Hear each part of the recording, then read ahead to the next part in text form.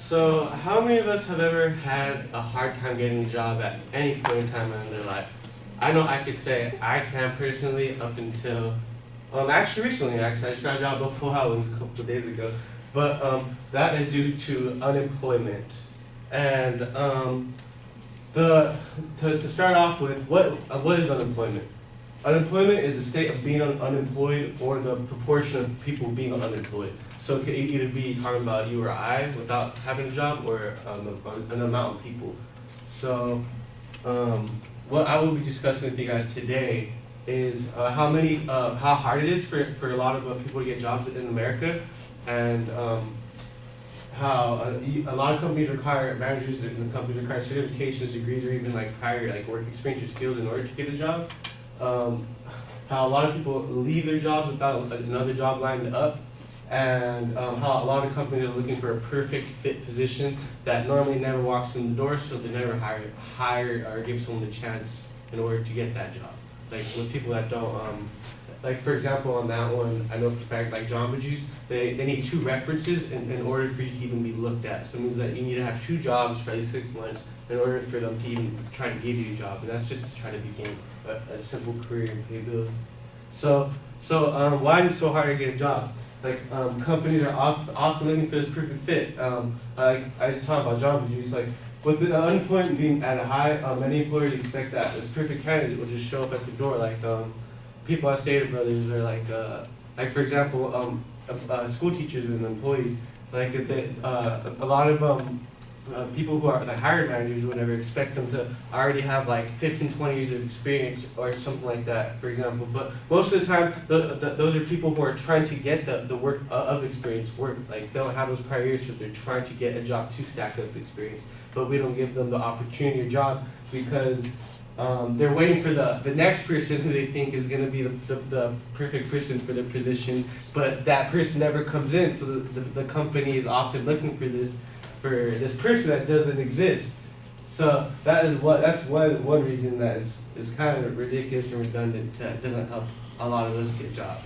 Like another simple reason and fact that a lot of people do is they quit without a job being lined up. I know I personally am one to do this too. And this means you should stick it out even if you have a really new manager who is just doing stuff like that. It's not like, well, all right, if he's doing stuff that's like illegal and not right, then yes, quit. But if he's doing like minute stuff that just is kind of getting to you, that bothers you, then you should just it's like wait and actually keep looking for a job until you get one before you quit. Because if you quit and don't have a job, then you fall in this ditch and in a hole, and you get comfortable and you're like, I don't want it, like I'm good, like I already put in a good amount of applications, so I'm gonna get a job. But in the end, you don't get a job because you're sitting there because you're not trying as hard, opposed to already quitting and having a job lined up and staying productive.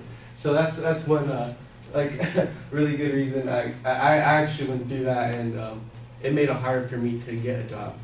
And actually get this, according to CBS News, the Labor Department just released statistics that showed job openings in this past June are at 13-year high. So that means it's easier for us to get jobs in 13 years, but yet it's still hard for me personally to get a job, or anybody else with all these things. So with all these requirements and prior work skills certifications. So this is the LA unemployment 2017. This is actually the statistic I just read for you. I couldn't find one on LA because this is very like we're talking about like nowadays or up to date, I should say. So this is San Diego unemployment rates. It's from 2006 to 2016, and then how in 2010 went up, and then where we are right now. As of today, we're at 7.5 for our unemployment rate, which is a new high. And then last but not least, companies have been requiring degree certifications and prior work experience. Why are we out here? Like realistically, at this institution or school, we're trying to get skills or a degree or a certification in order to get a job. So a lot of this is a lot of these skills, or any of these fall into different categories, from certifications to skills to even degrees. It's like because employee hiring managers feel a high school diploma doesn't show that you're well educated enough to get a job. and or as educated enough to get a job as someone with a degree. So that's why they prefer people with degrees. They say it's pretty much mandatory. So with all that being said, if you want to make some money, like the rest of us, I think that's why we're all in this room. There are many factors that hinder people from getting a job, but through persistence, education, and hard effort with a professional resume, then you can find a job easier than most. But it's not going to be easy. I just want to conclude and explain how employment has had many standards on America and has made it harder to live successfully. And we all want money.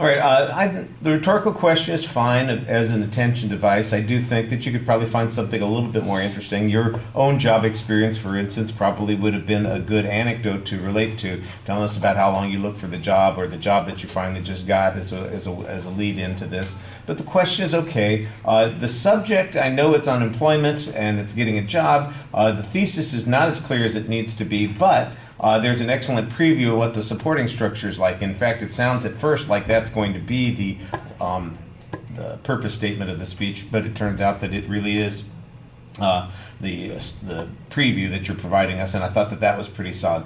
Content, I didn't hear much outside of a couple of statistics. There wasn't much. You mentioned a lot of things about what employers want or the standards that they have without providing that kind of proof. The statistics on unemployment I thought were fine, and I don't know that you need to define unemployment, but it's okay if you felt like that was appropriate. I guess that's okay. The visual factors in your presentation, you're not overly dependent on the notes, although in the last half of the speech you start looking at the screen a lot more.